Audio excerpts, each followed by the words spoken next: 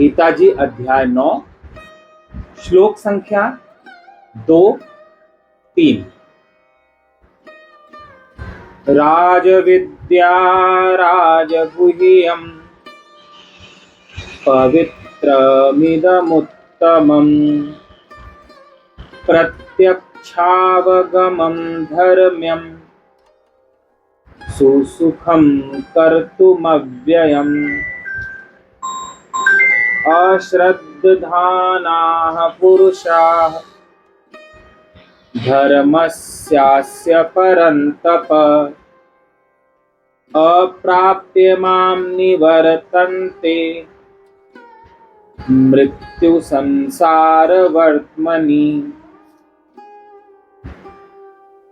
यह विज्ञान सहित ज्ञान, सब विद्याओं का राजा, सब गोपनीयों का राजा, अति पवित्र, अति उत्तम, प्रत्यक्ष फल देने वाला, धर्मयुक्त, साधन करने में बड़ा सुगम और अविनाशी है। हे परंतप, इस उपर्युक्त धर्म में श्रद्धा रहित पुरुष मुझको न प्राप्त होकर मृत्यु रूप संसार चक्र में भ्रमण करते रहते हैं।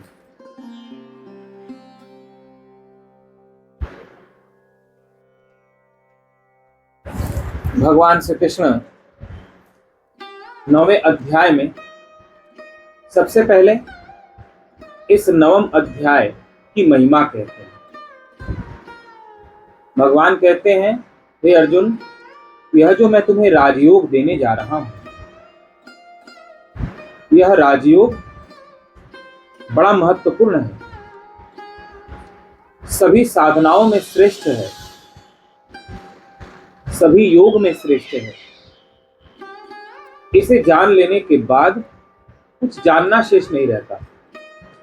इसे धारण कर लेने के बाद कुछ धारण करना शेष नहीं रहता। भगवान ने सबसे पहले 9वें अध्याय की महिमा गाई और अर्जुन से कहते हैं, हे अर्जुन, मैं जो तुम्हें यह गीता का ज्ञानोपदेश कर रहा हूं और विशेष रूप से इस 9वें अध्याय का राजयोग तुमसे कह रहा हूं, इसकी क्या महिमा है? कहते हैं, यह विज्ञान सहित ज्ञान सब विद्याओं का राजा है। जगत में जितनी भी विद्याएं हैं, चाहे तंत्र विद्या हो, मंत्र विद्या हो, संगीत विद्या हो, ज्योतिष विद्या हो, चाहे परमाणु विद्या हो, चिकित्सा विद्या हो, संसार में जितनी प्रकार की विद्याएं, अनेक विद्याएं हैं, लेकिन उन सभी विद्याओं का राजा, उनका स्वामी, यह 9वें अध्याय की विद्या। यह 9वां अध्याय, सारी विद्याएं इसी से प्रकट हुई हैं, सारे ज्ञान इसी से प्रकट हुए हैं, इसलिए यह सभी का राजा है, सब गोपनीयों का राजा है। गोपनीय कहते हैं जो बहुत छुपा कर रखा जाए, उसे गोपनीय कहा जाता है। जैसे राजा मंत्रिमंडल में कोई बात बहुत छुपा कर रखता है, बहुत गोपनीय करके रखता है, इसलिए क्योंकि कोई दूसरा हमारी रणनीति को न जान पाए, कोई दूसरा हमारे भेद को न पहचान पाए।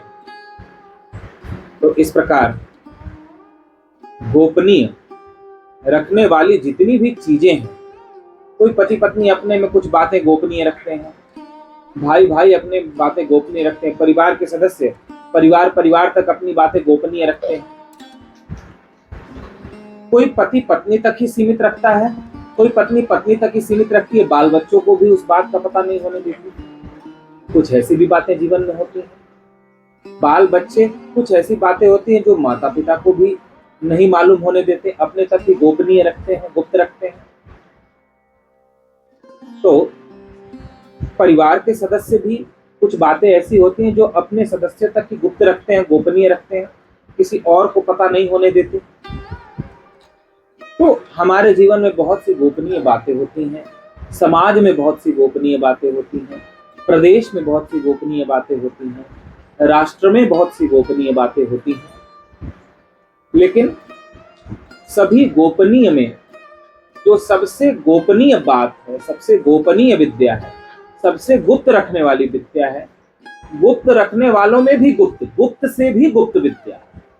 सोच लिए कितनी गोपनीय होगी, कितनी गुप्त होगी, कितनी छुपा कर रखने वाली होगी। गोपनीय कहते हैं जो सब गोपनीयों का राजा है, यानी गोपनीय रखने वाली जितनी भी बातें हैं, जितना भी ज्ञान है, उन सभी गोपनीय बातों, ज्ञान, विद्याओं में भी जो गोपनीय हो, यानी अति गोपनीय, जिससे अधिक गोपनीय कुछ हो ही नहीं, सबसे अधिक गोपनीय, सबसे अधिक जो छिपाकर रखी जाने वाली विद्या है, वह विद्या मैं तुमसे कह रहा हूं इस 9वें अध्याय में।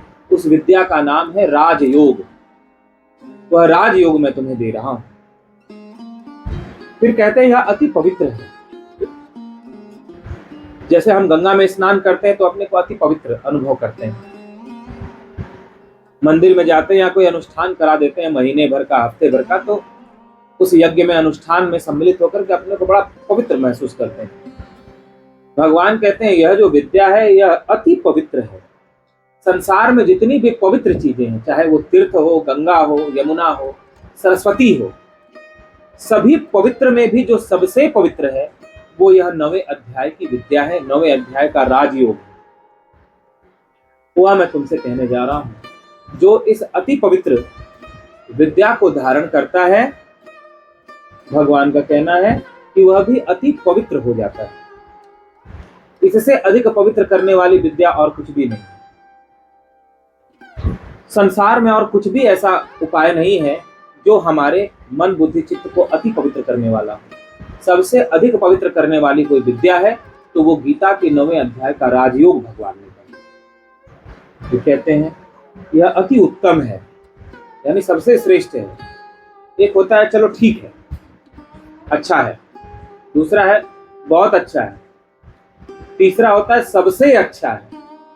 तो ये सबसे अच्छा, फर्स्ट डिवीजन, ये सबसे श्रेष्ठ है, सबसे उत्तम है। और जो सबसे उत्तम ज्ञान है वह राजयोग रूपी 9वें अध्याय का यह ज्ञान, हे अर्जुन मैं तुमसे कह रहा हूं, प्रत्यक्ष फल देने वाला है। और जितनी भी चीजें होती हैं उसको लेकर के हमारे मन में ऐसा होता है कि इसका फल बाद में मिलेगा, यानी अभी हम पूजा पाठ कर दें तो आगे चलकर इसका फल मिलेगा, अभी हम ये अनुष्ठान करा दें तो आगे चल करके हमें इसका लाभ मिलेगा, अभी हम ये यज्ञ कर दें, अभी हम ऐसा सत्कर्म कर दें, दान धर्म कर दें तो हमें आगे चल करके हमारी ये इच्छा, ये अभिलाषा पूरी हो जाए। यानी सब कुछ भविष्य पर निर्भर होता है कि हम अभी ऐसा करेंगे तो भविष्य में ऐसा होगा, भविष्य में ऐसा फल मिलेगा। लेकिन यह राज विद्या ऐसी विद्या है कि भगवान का कहना है कि यह जो 9वें अध्याय का मैं राजयोग तुमसे कहने जा रहा हूं, हे अर्जुन, यह तत्काल फल देने वाला है, इसके फल में विलंब नहीं है। ऐसा नहीं कि तुम अभी सुनोगे तो बाद में इसका फल कभी मिलेगा, या तुम इसको सिद्ध करोगे, साधना करोगे, तब जाकर के आगे कभी तुमको इसका लाभ मिलेगा, ऐसा कुछ नहीं है। कहते अभी सुनो और अभी इसका फल तुम्हें प्राप्त होगा, अभी तुरंत इसी क्षण तुम इसका फल प्राप्त करोगे। जो यह अत्यंत श्रेष्ठ, अत्यंत गोपनीय राजयोग का ज्ञान मैं तुम्हें दे रहा हूं, इसे तुम सुनोगे और सुन के तत्क्षण तुम उसका लाभ प्राप्त करोगे, तत्क्षण तुम उसे अपने भीतर अनुभव करोगे, भविष्य में फल मिलेगा। यह ऐसी विद्या नहीं है, ऐसा अत्यंत श्रेष्ठ राजयोग, तत्काल फल देने वाला राजयोग मैं तुमसे कहने जा रहा हूं। फिर कहते हैं धर्मयुक्त है, अधर्मयुक्त नहीं है। ऐसा नहीं कि इसमें अधर्म का पालन करना पड़े, क्योंकि जो जल्दी फल देने वाली चीजें होती हैं वो प्रायः अधर्म से कमाई जाती है।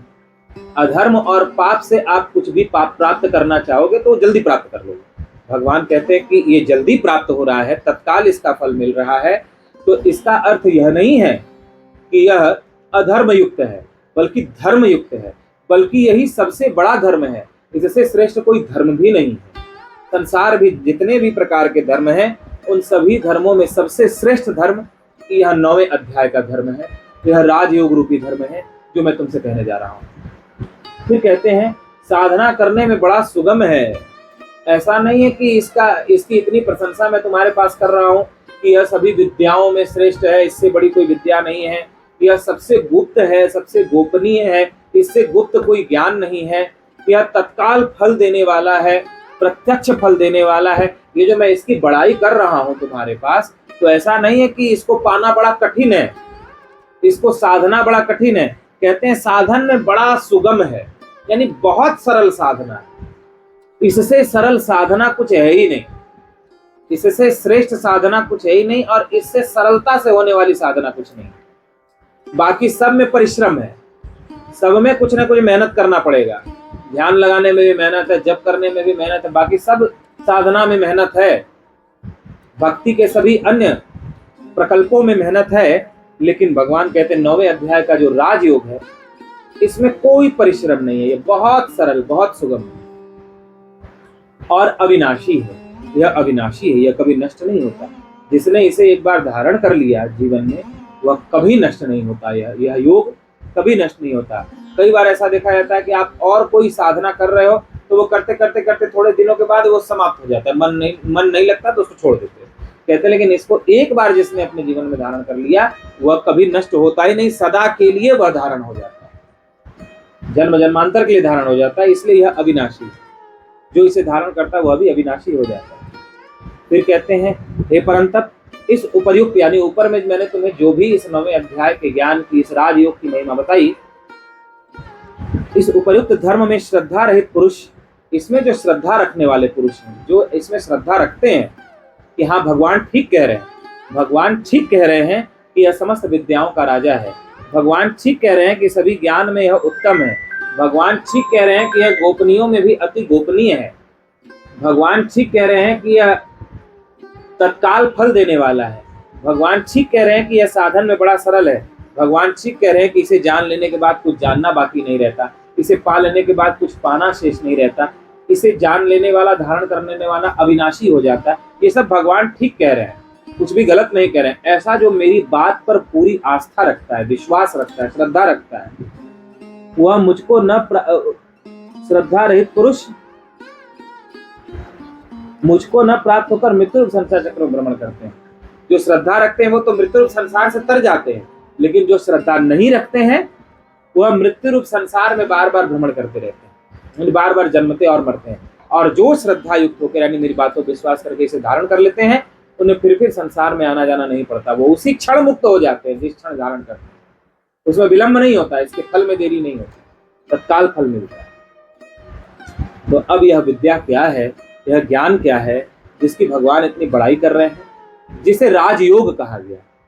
अब जो हम पूरा ज्ञान सुन लेंगे आगे के श्लोकों में, उसे राजयोग कहा जाता है। यह राजयोग का ज्ञान, यह राजयोग का उपदेश सुनते सुनते सुनते सुनते धारण हो जाएगा। यदि श्रद्धा है भगवान के वचनों पर, गुरु के वचनों पर पूरा विश्वास है, तो सुनते सुनते सुनते सुनते सुनते सुनते धारण हो जाता है। और जैसे ही धारण होता है उसका तत्काल फल मिलता है, फल में विलंब नहीं होता।